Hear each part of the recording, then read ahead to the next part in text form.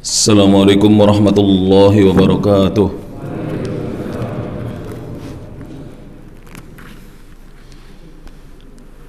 Innal hamdalillah nahmaduhu wa nasta'inuhu wa nastaghfiruh wa na'udzu billahi min shururi anfusina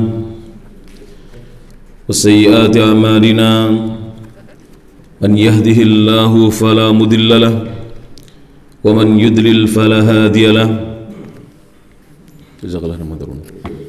Asyhadu an la ilaha illallah wahdahu la syarika lahu wa asyhadu anna Muhammadan abduhu wa rasuluh.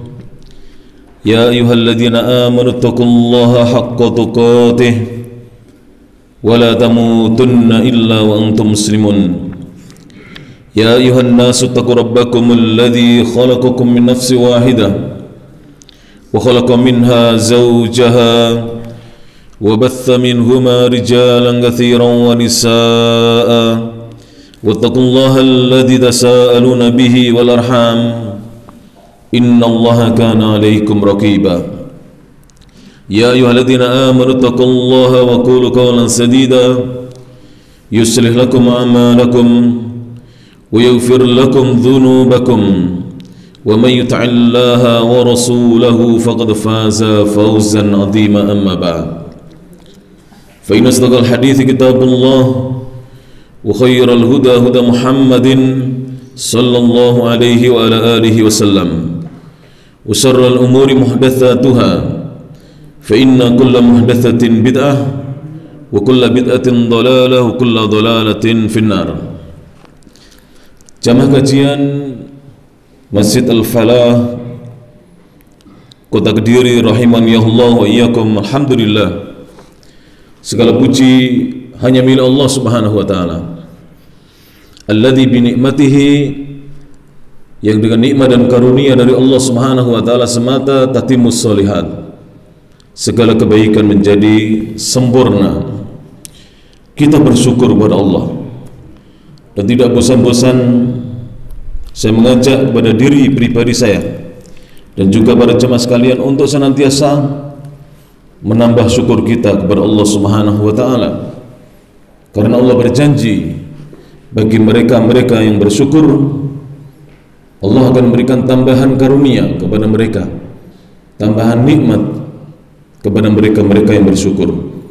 Sebagaimana firman Allah Subhanahu wa taala dalam surah Ibrahim surat nomor 14 ayat yang ke-7, wa ita'adzana rabbukum, dan ingatlah wahai Nabi Muhammad, ta'adzana rabbukum, ketika sesembahan kalian, Rabb kalian, Tuhan kalian, Allah Subhanahu wa taala memberikan maklumat, memberikan pemberitahuan kepada kalian, la in syakartum la azidannakum, sungguh jika kalian benar-benar bersyukur, niscaya aku Allah akan benar-benar menambahkan nikmat-nikmatku kepada kalian.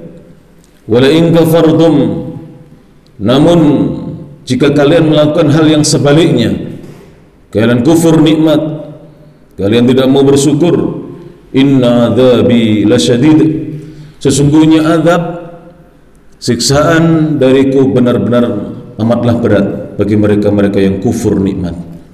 Jemaah sekalian rahmati Allah Subhanahu wa taala, alhamdulillah pada kesempatan pagi hari ini kita telah diberi taufik oleh Allah untuk bisa bersama-sama hadir masjid ini, Masjid Al-Falah, masjid yang kita cintai bersama, masjidnya Allah, Baitullah, baitun min buyutillah, rumah di antara rumah-rumahnya Allah Subhanahu wa taala, masjidnya kaum muslimin. Dan mudah-mudahan kita termasuk golongan orang-orang yang hati kita senantiasa terpaut dengan masjid. Karena nanti pada hari kiamat, siapa yang hatinya senantiasa terpaut dengan masjid, terhubung dengan masjid, dia termasuk salah satu di antara 7 golongan yang mendapatkan naungan di sisi Allah Subhanahu wa taala, di mana di hari itu, di hari kiamat, tidak ada naungan kecuali naungan dari Allah Subhanahu wa taala. Rasul sallallahu alaihi wasallam bersabda, sab'atun, ada 7 golongan. Ada 7 golongan yang Allah Subhanahu wa taala yudhilluhumullah.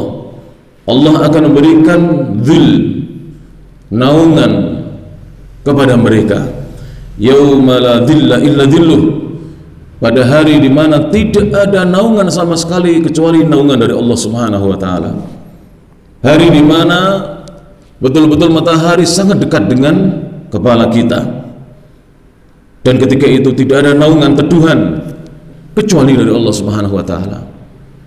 Dan di antara mereka yang 7 golongan itu adalah warujulun qalbuhu mu'allakun bil masajid, dan seseorang yang hatinya senantiasa tergantung dengan masjid, berhubungan dengan masjid, terpaut dengan masjidnya Allah Subhanahu wa taala. Tapi pada jamaah rahmati Allah taala, kita masih dalam pembahasan Ghazwatul Badrin, perang Badar yang dilaksanakan oleh Rasulullah sallallahu alaihi wasallam. Dan kita murojaah sebentar ya, karena pelajaran itu jika tidak diingat kembali atau diulang kembali biasanya lupa. Apalagi sudah 2 pekan yang lalu, 2 ahad yang lalu. Perang Badar ini adalah perang pertama kali yang dilakukan oleh Rasulullah sallallahu alaihi wasallam, yang asalnya Rasul dan para sahabat tidak berniat untuk perang, tidak ada niatan untuk berperang dengan kaum musyrikin, kaum kufar. Namun Allah Subhanahu wa taala menghendaki yang lain. Dan perang ini terjadi kapan para jamaah? Pada tanggal 17 Ramadan tahun 2 Hijriah. 2 tahun setelah Rasulullah sallallahu alaihi wasallam berhijrah ke satu negeri, ke sebuah daerah yang dulunya namanya Yathrib, kemudian diganti dengan nama Al-Madinah yang artinya kota, An-Nabawiyah, kotanya Nabi, Al-Munawwarah yang penuh dengan cahaya, diberi cahaya oleh Allah Subhanahu wa taala. 2 tahun setelah beliau hijrah, Allah Subhanahu wa taala menghendaki untuk menguji keimanan kaum muslimin. Allah ingin menguji dan mengetahui keimanan kaum muslimin. Apakah mereka benar-benar orang yang beriman, yang hati, ucapan dan perbuatannya itu selaras, ataukah mereka hanya orang-orang yang mengaku beriman? Disitulah ujian keimanan para jemaah.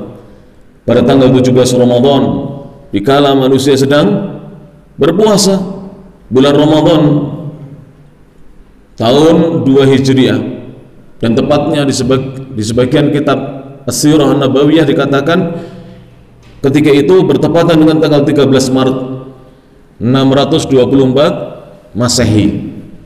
Tanggal 17 Ramadan ini tahun 2 Hijriah bertepatan dengan tanggal 13 Maret tahun 624 Masehi. Dan ketika itu berkecamuk perang besar para jemaah. Yang pertama kali, perang besar yang pertama kali. Kenapa dikatakan besar? Karena ketika itu korbannya tidak sedikit, dan perang berlangsung sampai 2 jam lamanya. Pertempuran berlangsung sampai 2 jam lamanya. Dari sisi jumlah pasukan, tentu pasukan muslim tidak sebanding dengan jumlah pasukan orang-orang kufar dan kaum musyrikun. Kaum muslimin hanya sekitar 313 orang, sedangkan kaum kufar sekitar 1000 orang pasukan dengan berbagai macam bekal mereka yang cukup untuk berperang, sedangkan kaum muslimin tidak menyiapkan bekal yang cukup. Namun Allah Subhanahu wa taala memberikan kemenangan kepada mereka disebabkan beberapa hal yang sudah kita sebutkan. Para jemaah yang rahmati Allah Subhanahu wa taala, di antara sebab kemenangan kaum muslimin di peperangan Badar, di Ghazwatul Badrin adalah yang kelima. Ini poin yang kelima para jemaah, dan kita sudah kaji sebanyak 4 poin dalam pertemuan-pertemuan yang lalu. Poin yang kelima, para ulama mengatakan innal ikhlasa, sesungguhnya keikhlasan, wasidqa, dan kejujuran, min asbabin nasri, termasuk sebab di antara sebab-sebab yang bisa mendatangkan pertolongan, alal a'da, di mana kaum muslimin melawan musuh-musuh mereka. Jadi kaum muslimin jika ingin ditolong Allah, dilindungi oleh Allah Subhanahu wa taala, dijaga oleh Allah Subhanahu wa taala, maka sebab di antara sebab yang bisa mendatangkan itu semuanya adalah al-ikhlas wasidq. Keikhlasan, kemurnian niat dan kejujuran di dalam beragama. Allah Subhanahu wa taala berfirman dalam surah Al-Hajj ayat nomor 40, dalam surah Al-Hajj. Dan Al-Hajj itu surat nomor berapa para jemaah? Surat nomor 22 ya. Karena nomor 20 itu Toha, gampang mengingatnya begitu. Toha itu surat nomor 20. Setelah Toha apa? Al-Anbiya, baru kemudian Al-Hajj. Allah Subhanahu wa taala berfirman, A'udzubillahi minasyaitonir rajim. Mari kita simak ayat yang mulia ini para jemaah. Allah mengatakan, "Wala yansurannallahu may yansuruh. Innallaha laqawiyyun aziz." Wala yansurannallahu, dan Allah sungguh-sungguh akan memberikan pertolongan may yansuruh kepada mereka yang ikhlas memperjuangkan dan menolong agama Allah. Jadi kalau mereka ikhlas memperjuangkan dan menolong agama Allah, Allah benar-benar sungguh-sungguh akan memberikan pertolongan. Asal niatnya apa? Ikhlas memperjuangkan agama Allah Subhanahu wa taala. Maka dari itu saya berikan nasihat para jamaah untuk diri saya pribadi dan para jamaah, mari ikhlaskan niat. Yang paling berat di dalam beramal itu bukan berangkatnya, bukan kita menuju amal yang kita kerjakan, tapi yang paling berat adalah kita memurnikan niat kita betul-betul karena Allah Subhanahu wa taala. Karena mengharap ridha Allah, karena mengharap surga jannahnya Allah Subhanahu wa taala, ingin berjumpa dengan Allah dan melihat wajahnya Allah Subhanahu wa taala. Itulah harapan-harapan kita ketika kita beramal soleh di dunia ini para jemaah.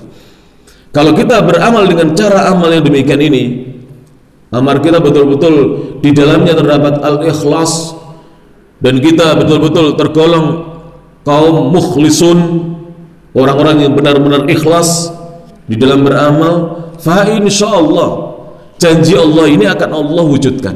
Apa tadi firmannya? Wala yansurannallah. Kalau kita tahu bahasa Arab, insyaallah bagi adik-adik yang mondok atau ikhwan-ikhwan yang mondok, ini ada dua taukid di sini, dua penekanan dan dua penegasan dari Allah Taala. Wala, la di sini lam taukid, kemudian nun yang ditasdidkan, wala yansuranna, nunnya ditasdid, diberi syiddah. Sungguh benar-benar Allah, wala yansuranna Allah, Allah akan memberikan pertolongan, Allah akan menolong, Allah akan membantu. May yansuruh, siapa saja yang mau menolong Allah dengan ikhlas, harus dengan ikhlas. Pada jamaah misalnya, panjenengan yang ditunjuk oleh umat, oleh jamaah masjid ini, Masjid Al-Ikhlas, menjadi bagian dari takmir masjid, pengurus masjid yang ikhlas, yang ikhlas. Adapun masukan kritikan biasa, jangan terlalu baper kita. Baru dikritik masjidnya kotor, langsung kita marah-marah. Tidak usah. Kalau dikritik masjidnya kotor, kita bilang jazakumullah khairan, insyaallah saya akan segera koordinasi dengan teman-teman untuk membersihkan masjid. Begitu enak kita hidup ini para jemaah. Tapi kalau dikritik langsung marah-marah, rata wewang-wewang, resik-resik, saben diumumnya anak kerja bakti rata teko, gampang maido, gampang istilahnya mengkritik. Jangan para jemaah. Ikhlaskan niat karena Allah Subhanahu wa taala. Memang berat, tapi ikhlas itu harus kita usahakan. Kita harus belajar ikhlas di dalam kita beramal para jamaah yang rahmati Allah Subhanahu wa taala. Panjenengan jadi imam, kadang-kadang diprotes, imam kedawan, barang dipendekkan, imam kok cepet banget sholatnya, dan seterusnya. Yang muadzin juga begitu, muadzin gini telat misalnya, dan seterusnya. Ini adalah para jamaah ujian keikhlasan kita, di mana kita dituntut untuk ikhlas dalam beramal. Allah berfirman, innallaha, ketahuilah sesungguhnya Allah, laqawiyyun, sungguh Allah adalah zat yang maha kuat. Allah itu maha kuat. Sekuat apapun makhluknya tidak akan bisa sanggup melawan Allah Subhanahu wa taala. Kenapa Allah mengakhiri ayat ini dengan Allah itu Maha Kuat? Supaya umat Islam ini tidak ada rasa takut kepada selain Allah. Apapun yang akan diperbuat oleh musuh, jika kita berlindung kepada Allah, jika kita mau menolong agama Allah, maka betul-betul Allah akan memberikan pertolongannya kepada kita. Yang ini harus kita yakini bersama. Yang harus kita yakini bersama. Apapun yang akan diperbuat oleh musuh Allah Subhanahu wa ta'ala. Kita ambil contoh para jemaah. Andalusia memang sudah tidak lagi di tangan kaum muslimin. Qurtubah yang dahulu melahirkan banyak ulama, Al-Imam Al-Qurtubi, Al-Imam Ibnu Malik, Al-Imam Ibnu Rushd, ulama-ulama besar mazhab Malikiyah banyak dari sana. Namun kemudian jatuh setelah 700 hingga 800 tahun, 7 atau 8 abad di tangan kaum muslimin, kemudian jatuh di tangan kaum kufar.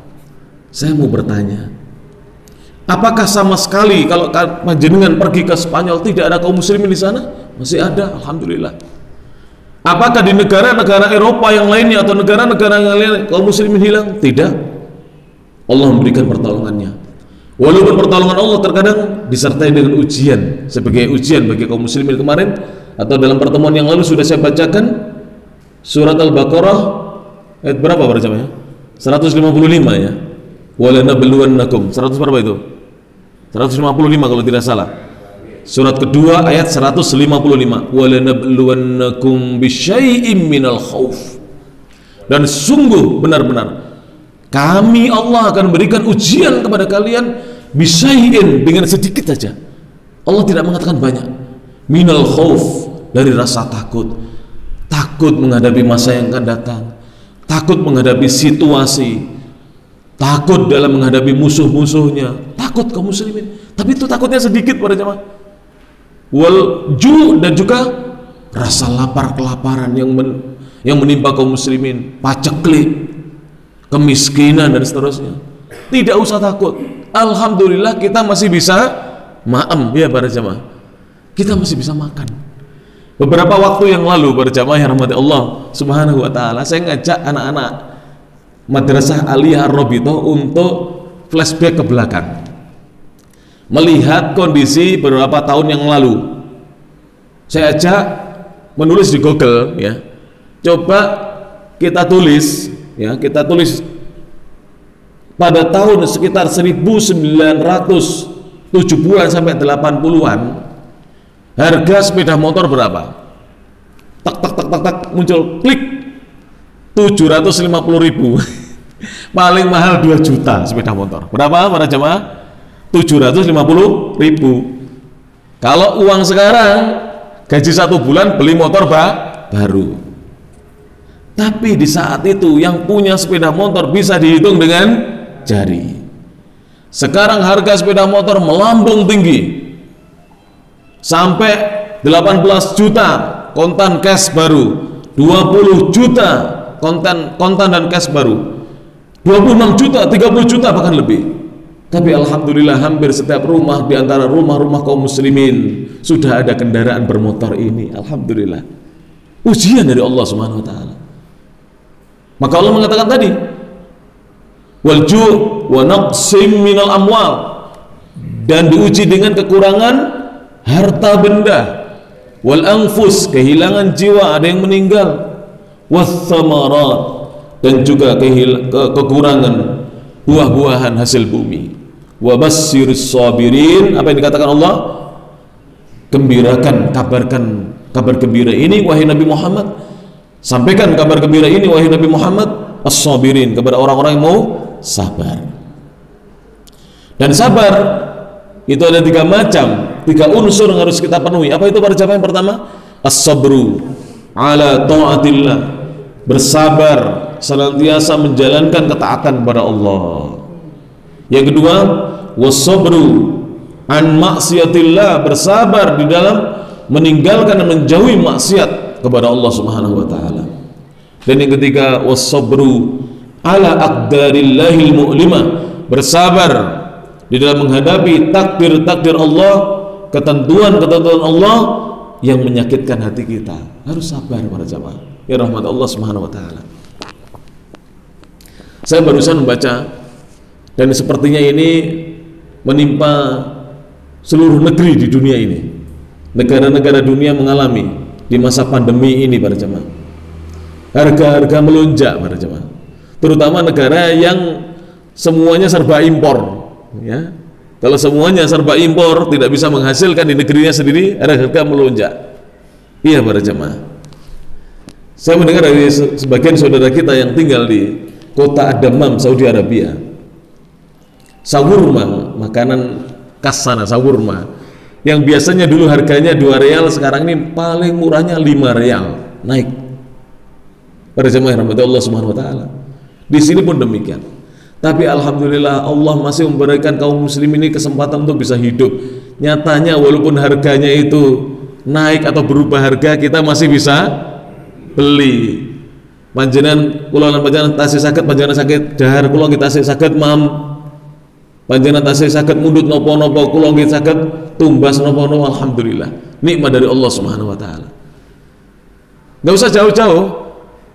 Harga ini loh para jemaah, bahan bakar kendaraan bermotor itu naik berapa kali dalam sekian tahun, ya enggak? Jangan dikatakan naik lah, berubah harga. Tapi alhamdulillah di jalan-jalan motor tidak sepi, mobil juga tidak sepi. Di sini ya, mohon maaf ini, kendaraan itu dikenai pajak tahunan, ya enggak Pak? Tapi orang yang punya kendaraan juga meningkat. Walhamdulillah, disyukuri saja pada jemaah rahmat Allah Subhanahu wa taala. Dasar yang kedua, bahwa ikhlas dan kejujuran itu bisa mendatangkan pertolongan Allah menghadapi musuh-musuhnya adalah firman Allah Subhanahu wa taala dalam surah At-Taubah ayat 119.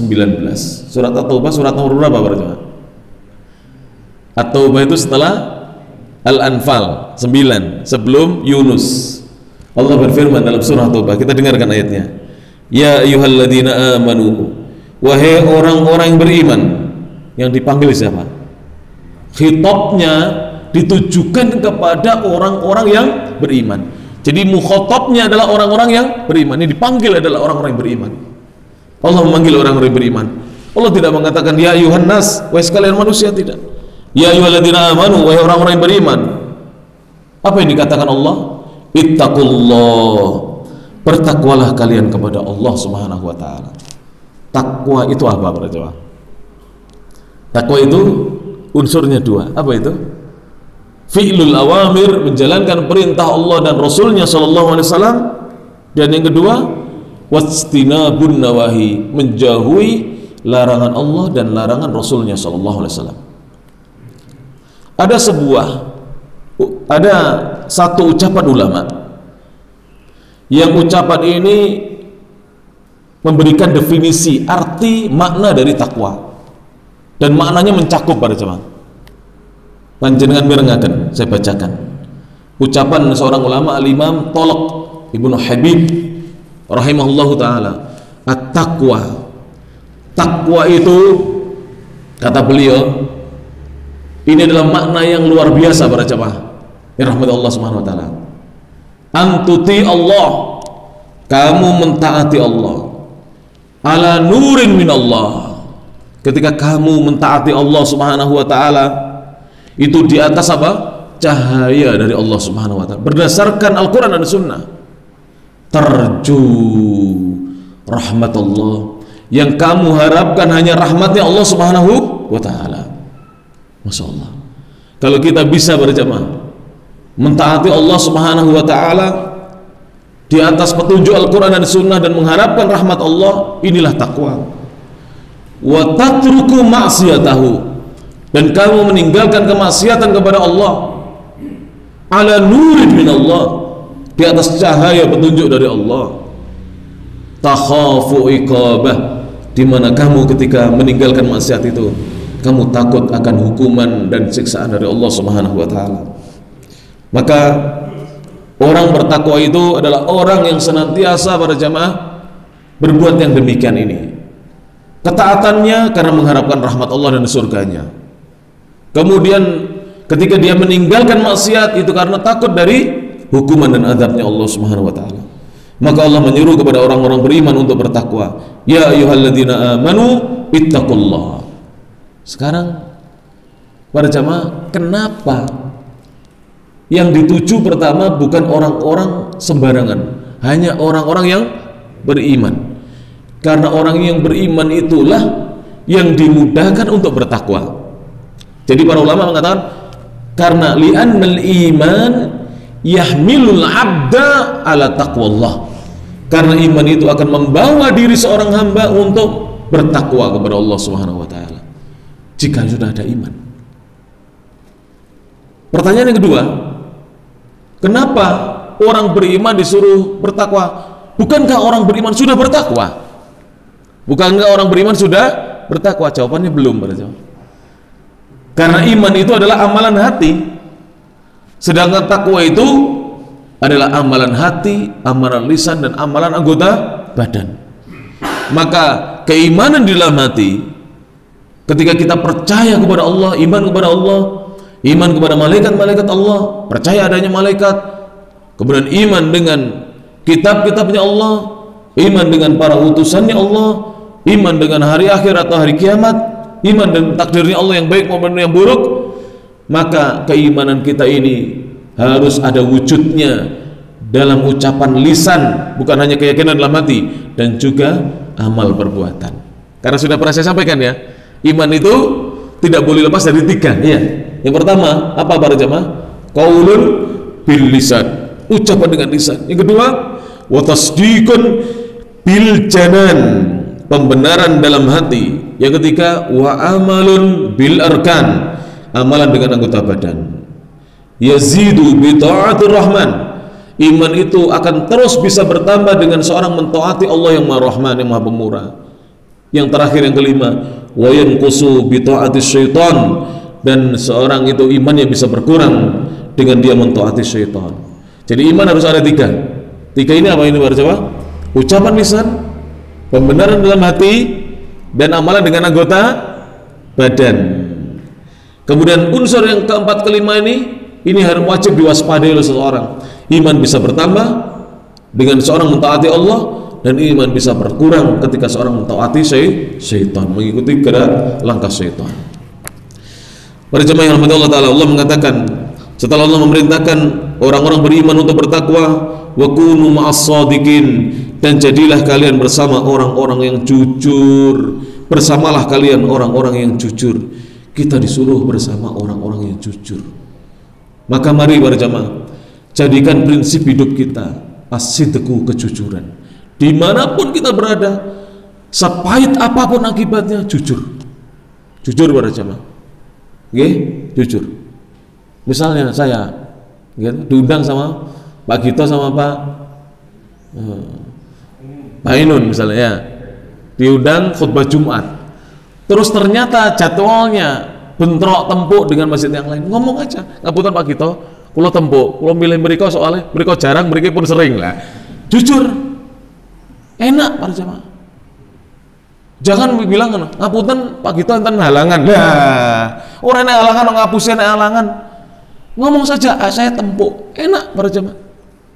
Nanti kalau konangan atau terkonangi, ternyata terkonangi kita, ketahuan. Loh, bae yuson khutbah neng Masjid Mujahidin ngeteh. Jarine ana halangan. Nah, para jemaah, dusta.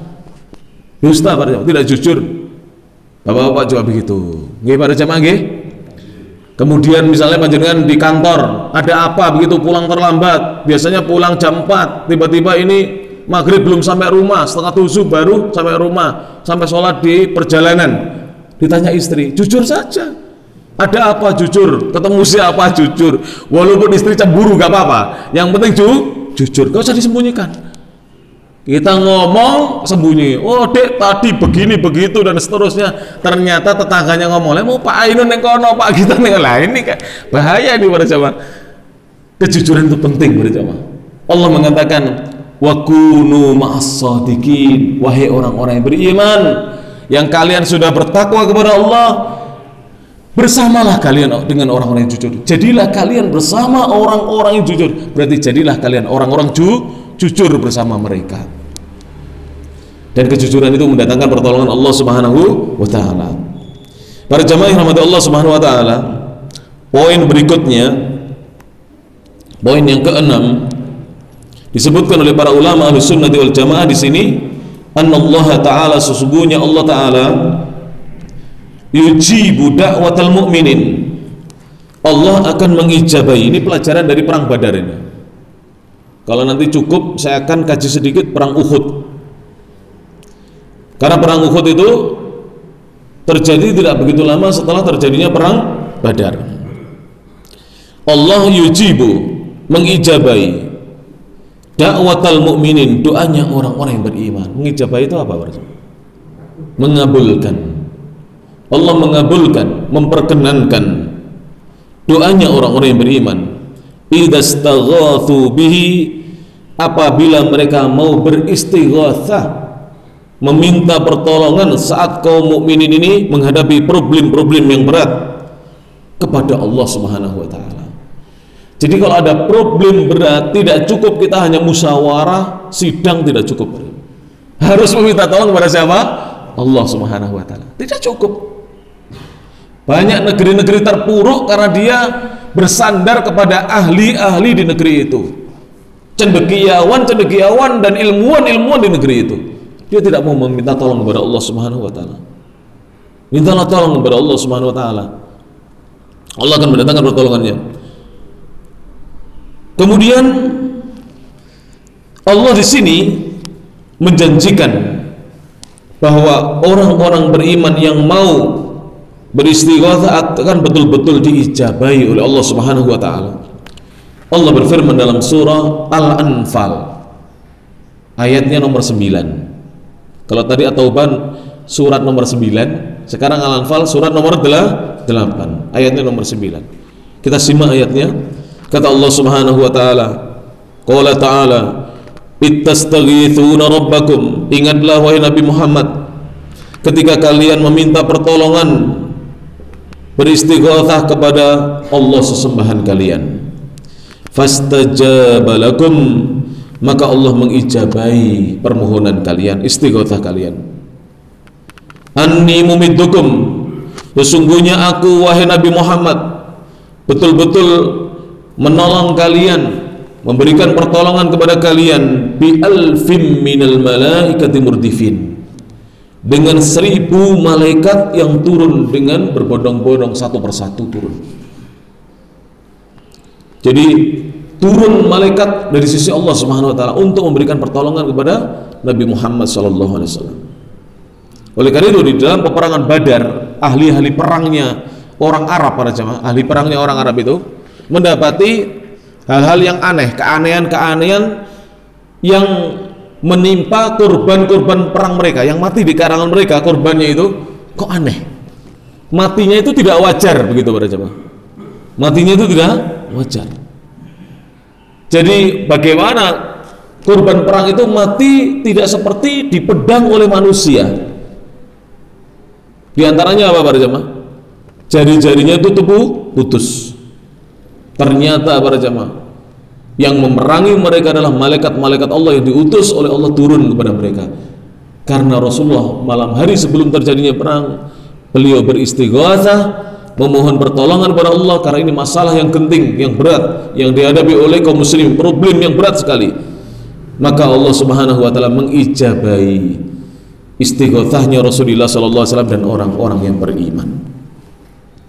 Jelas ini para jemaah. Ya, penting sekali untuk kita banyak beristighatsah kepada Allah. Saat kaum muslimin berat ya, itu silakan khotib-khotib itu beristighatsah di majelis dengan berdoa saat dia khutbah yang kedua, di akhir khutbahnya. Istighatsah itu tidak harus para jemaah ya, tidak harus demikian dan demikian, tidak. Meminta pertolongan dalam kondisi genting itu istighatsah namanya. Walaupun tidak diberi label nama apa? Istighatsah. Garis istighatsah itu artinya meminta pertolongan kepada Allah di masa-masa yang sulit, problem-problem kesulitan yang besar. Pembahasan yang berikutnya, tadi pembahasan yang berapa?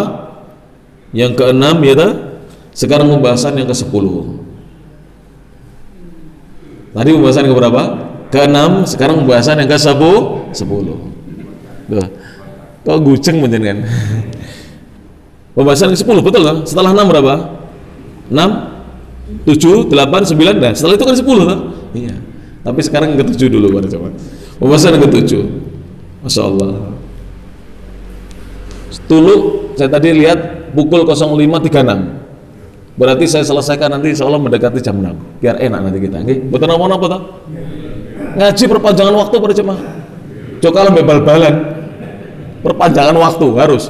Panjenengan ngajak apa namanya HP, nomor HP minta masa tenggang ya, harus tambahin ngaji, nggak apa-apa. 15 menit apa artinya para jemaah dibandingkan pahala di sisi Allah. Yang ke-7, beliau mengatakan annal kufra, sesungguhnya kekufuran, wal ma'asiyah, dan sesungguhnya perbuatan-perbuatan maksiat, sababun merupakan sebab lizawalin ni'ami, hilangnya nikmat-nikmat. Ngapunten nggih, mohon maaf para jemaah. Kalau sampai kita kehilangan nikmat, dicabut nikmat Allah yang diberikan kepada kita, ingatlah mungkin itu disebabkan apa? Perbuatan kekufuran dan maksiat. Kalau manusia secara umum berarti kufur. Kalau kita yang sudah beriman berarti maksiat. Ngapunten nggih, kalau mimik rumiyin nggih. Gak keliru nggih, mboten keliru kalau ngomongnya. Biasanya usaha-usaha kalau unjuk rumiyin, keliru niki. Unjuki panjenengan ngunjuk, monggo dipun unjuk para jemaah. Kados niku spesial tadi mane, empanya ini suguhannya. Syukran katsiran, jazakumullah khairan para ibu ingkang sampun menyediakan ini hidangannya, masyaallah. Kula malah kerasan ngaji ini. Susu enek. Monggo dipun unjuk. Alhamdulillah.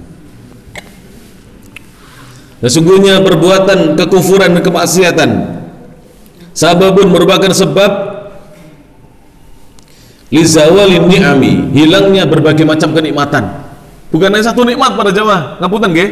Berbagai macam kenikmatan itu hilang disebabkan apa? Kufur dan maksiat. Wa khusulin niqami, dan mendapatkan berbagai macam musibah dan bencana. Disebutkan di sini, fa inna Quraisyan, sesungguhnya bangsa Quraisy, lamma kafaru, ketika mereka mengingkari, mengkufuri nikmatallahi, nikmatnya Allah.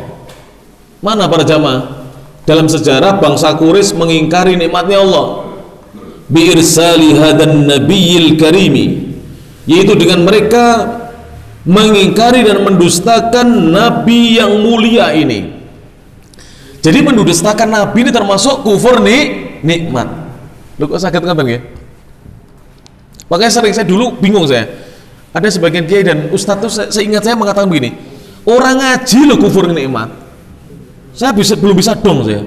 Kalau kufur nikmat itu oleh rezeki orang mengucapkan alhamdulillah lagi pas ini kufur nikmat. Setelah makan nggak mengucapkan alhamdulillah, ini kufur nikmat. Setelah minum juga gitu. Nah ini tidak mendatangi majelis ilmu kok termasuk kufur nikmat. Kenapa? Karena ilmu itu nikmat. Diutusnya Rasul juga nikmat. Hanya saja manusia itu membatasi nikmat itu hanya berupa apa? Harta benda, makanan, minuman, hanya sebatas itu. Padahal Imam Ibnu Mandur, saya pernah sampaikan di sini, cuman saya lupa lafadznya pada zaman. Ibnu Mandur ini ulama yang menulis kitab kamus lumayan tebal, 9 jilid, Lisanul Arab. Beliau mengatakan nikmat itu banyak wujudnya, tidak berupa harta saja, tidak berupa bahan makanan saja, tidak berupa kesehatan saja, tidak hanya berupa anak istri dan keluarga. Termasuk nikmat adalah al-ilmun nafi, ilmu yang bermanfaat. Beliau mengatakan, ilaihim, yang diutus kepada mereka. Fakadzabuhu, maka orang-orang Quraisy mendustakan nabi yang mulia ini. Wa'aduhu, bukan hanya mendustakan, mereka memusuhi nabi yang mulia ini. Fa'aqabahumullah, maka Allah memberikan hukumannya kepada mereka, mendatangkan hukumannya kepada mereka. Fi ghazwati Badrin, di perang Badar, bil qatli, dengan mereka terbunuh, wal asri, dan mereka dijadikan tawanan oleh Rasulullah sallallahu alaihi wasallam. Dan ini betul-betul menjadi kenyataan para jamaah yang dirahmati Allah Subhanahu wa taala. Jadi betul-betul menjadi kenyataan bagaimana di perang ini betul-betul Allah Subhanahu wa taala mewujudkan janjinya. Dan dalam pertemuan yang lalu saya sudah sampaikan bahwa dari pasukan Quraisy dan pasukan kufar yang jumlahnya sekitar 1000 orang ya, sebagian ulama memperkirakan 900, tapi itu nggak jauh, 900 sampai 1000. Kalau Rasulullah 1000 perkiraannya melihat kepada jumlah onta yang disembelih berapa ekornya, karena 10 ekor onta dan 1 ekor onta bisa dimakan 100 orang, maka kemungkinan pasukannya adalah 1000 pasukan. 50 sampai 70 orang itu maktulan, terbunuh, menjadi korban dari kalangan apa? Kafir. 43 hingga 70 itu tertawan. Sebagian ulama ada yang mengatakan 43, sebagian sampai 70 orang tertawan. Jadi pasukan terbunuh hampir 10% itu besar para jemaah. 70 dari 1000 itu besar. Yang tertawan 70 juga, itu besar itu.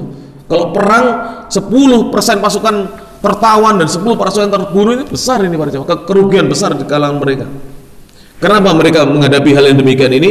Disebabkan mereka mendustakan nabinya dan memusuhi nabinya sallallahu alaihi wasallam. Disebutkan dalam hadis para jemaah yang dirahmati Allah Subhanahu wa taala, hadis yang diriwayatkan oleh Imam Al-Bukhari dari Ibnu Abbas radhiyallahu anhuma. Preso Ibnu Abbas sinten para jemaah? Siapa beliau? Ibnu Abbas namanya siapa? Abdullah bin Abbas. Jadi Ibnu Abbas itu namanya Abdullah bin Abbas. Beliau adalah ibnu ammi Rasulullah sallallahu alaihi wasallam. Putranya pamannya Rasulullah sallallahu alaihi wasallam. Dan beliau ini sepupu ya. Karena ayahanda Rasulullah itu saudaranya bapaknya Ibnu Abbas. Ayahanda Rasulullah Abdullah, bapaknya Ibnu Abbas Abbas radhiyallahu anhu. Sepupu. Sama-sama putranya Abdul Muttalib. Dan Abdul Muttalib itu namanya siapa aslinya? Bukan Abdul Muttalib, sudah kita kaji loh. Murajaah warjamah. Ulangan harian ini. Mosok bocah-bocah kon ulangan panjenengan mboten ulangan. Sekali-kali ngapunten nggih. Saya malu sama Ustaz ini, Ustaz Zainul, Ustaz Salid. Ngapunten nggih, ulangan harian. Apa ini warjamah? Siapa namanya? Syaibah. Kenapa dinamakan Syaibah? Lahir rambutnya sudah beruban putih. Bayi sudah beruban. Jadi panjenengan mboten usah gumun.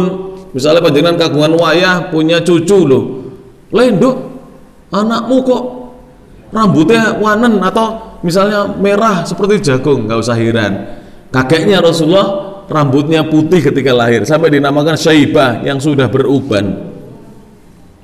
Taib, pada jamaah yang rahmati Allah Subhanahu wa taala. Ibnu Abbas ini adalah sahabat kecil asalnya, tapi ilmunya tidak dianggap kecil.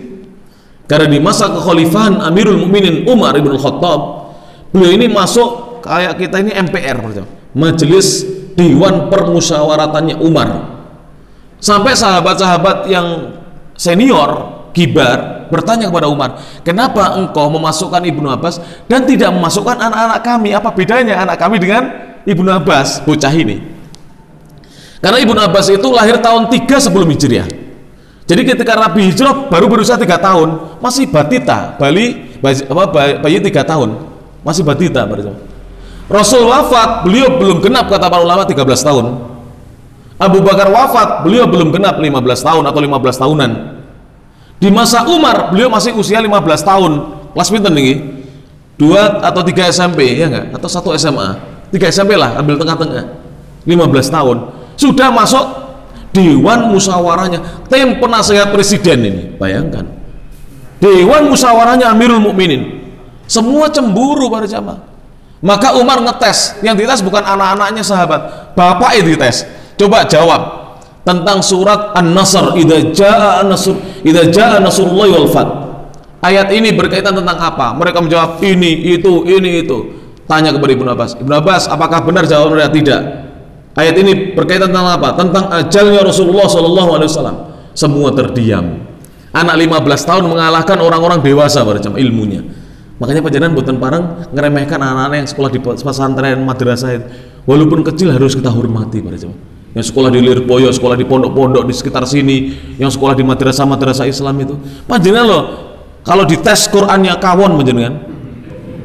Tes juz amma, an-naba, mocone dhewe pletat kono lancar wapi, terus suaranya ya wapi, terus kemudian sudah fase suaranya bagus, tajwidnya bagus, makhorijul hurufnya bagus, sifatul hurufnya bagus, tarunumnya lagunya juga bagus.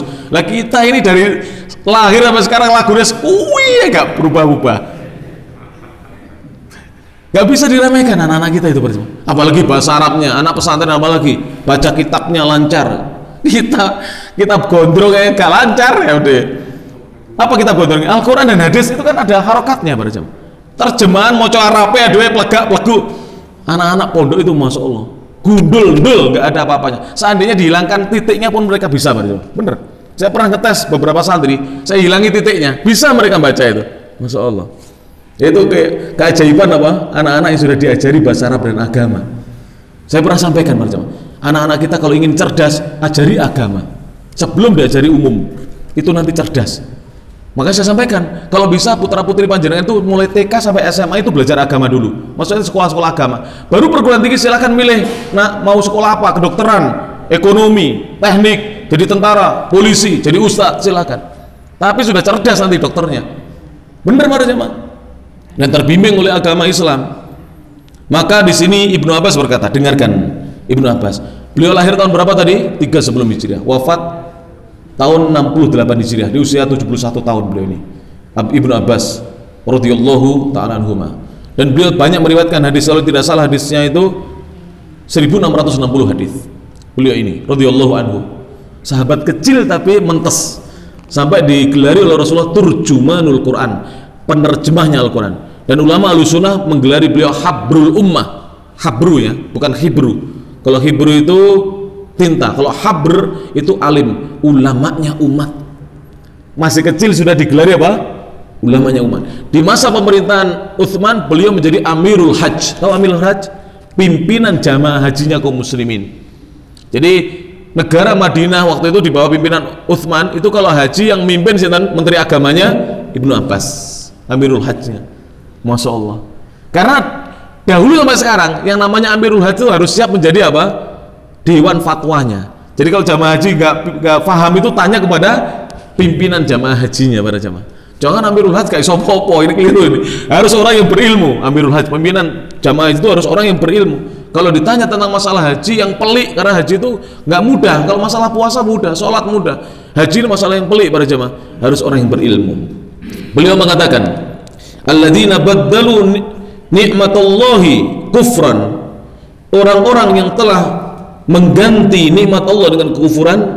Qala, beliau berkata, hum wallahi, mereka demi Allah, kuffaru Quraisy, mereka adalah orang-orang kafir Quraisy. Qala Amr berkata, hum Quraisy, mereka adalah Quraisy. Jadi dibenarkan oleh Amr mengatakan betul, mereka adalah Quraisy. Wa Muhammadun sallallahu alaihi wasallam nikmatullah, sedangkan Nabi Muhammad adalah nikmat Allah yang mereka dustakan, yang mereka ganti. Jadi kufur nikmat adalah apa? Mengingkari Rasul, mendustakan Rasul. Termasuk yang dulu saya tidak pahami bahwa tidak mendatangi majelis ilmu, tidak mau belajar agama itu kufur nikmat, ya ini masuk di sini.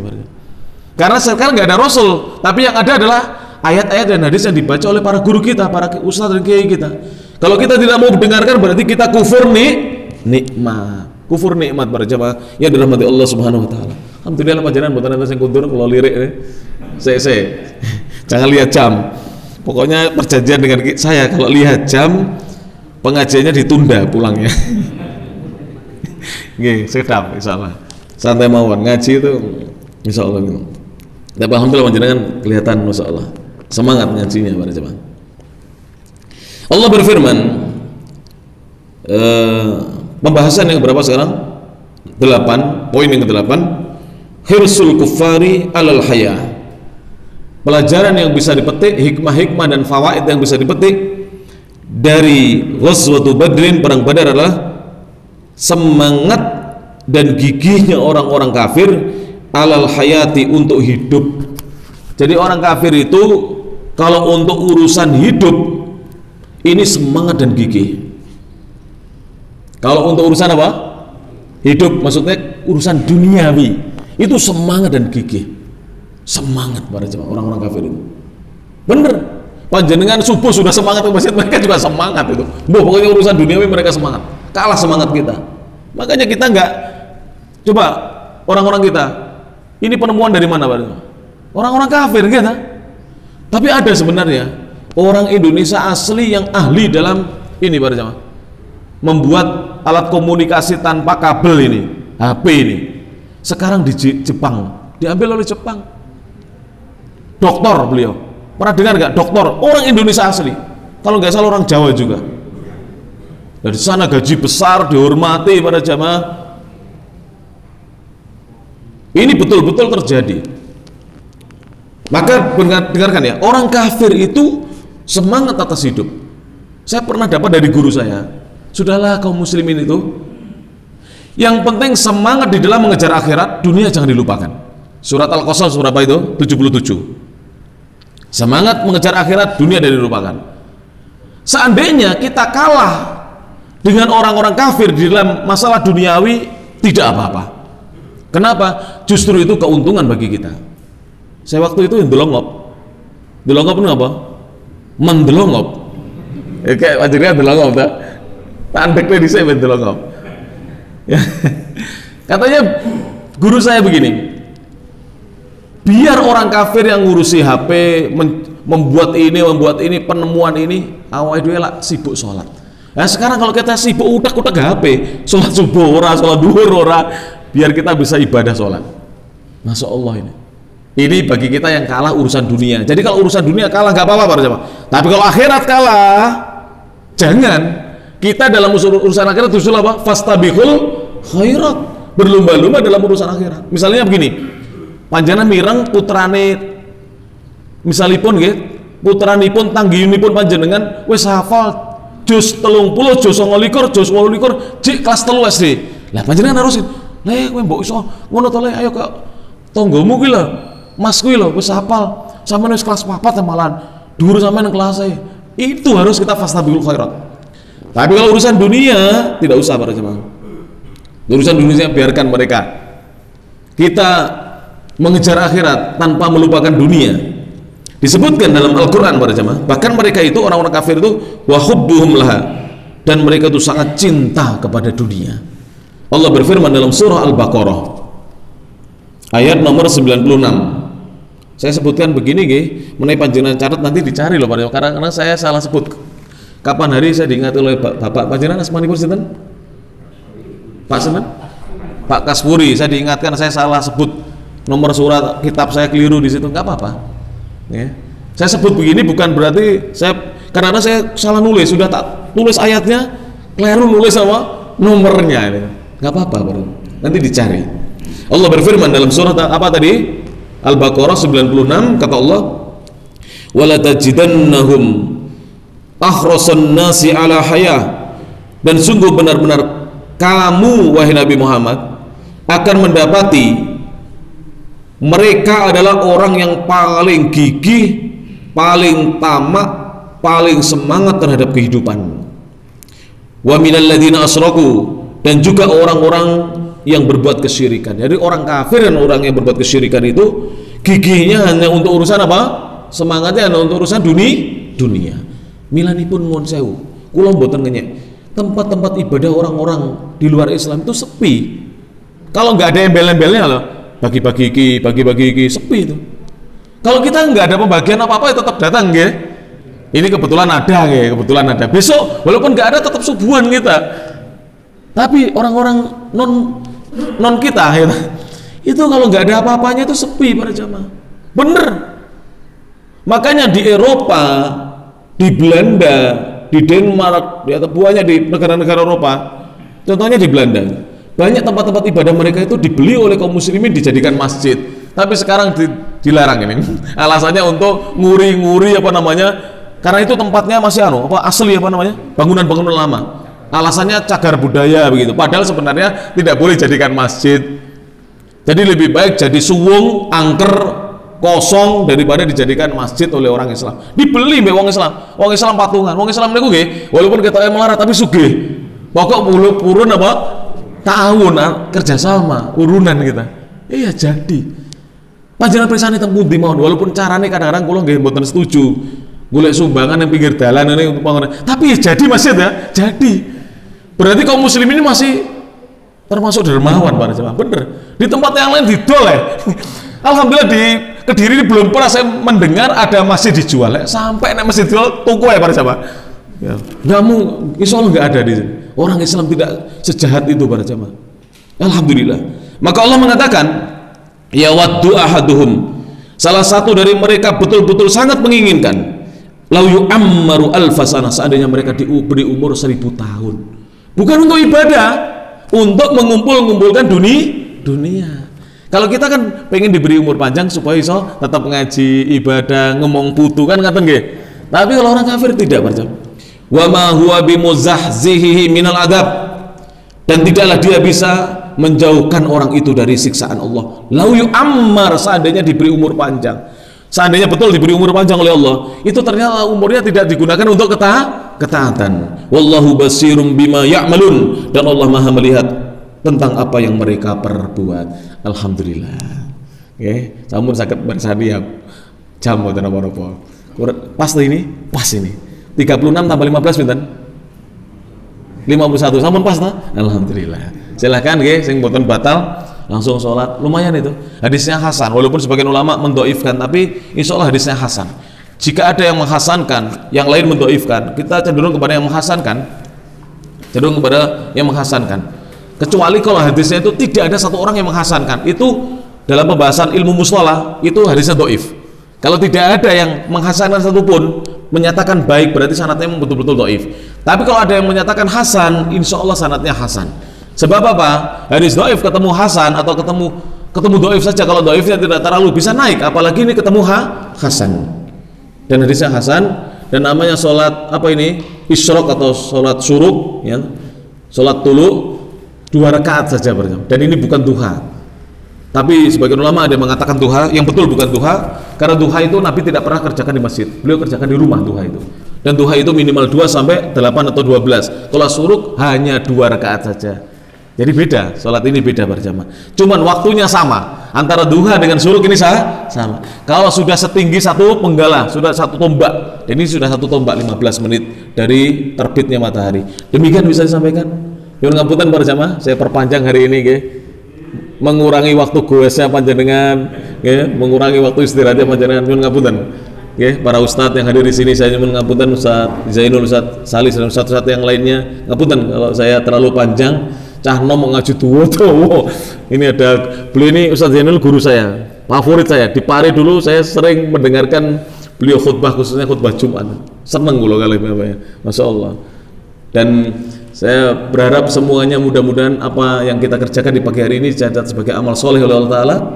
Yang mudah-mudahan amal soleh kita ini akan memperberat timbangan amal kebajikan kita nanti kelak di hari perhisaban. Amin ya rabbal alamin. Subhanakallahumma bihamdik, asyhadu an la ilaha illa anta, astaghfiruka wa atubu ilaik. Wa akhiru da'wana alhamdulillahi rabbil alamin. Tsumma assalamu alaikum warahmatullahi wabarakatuh.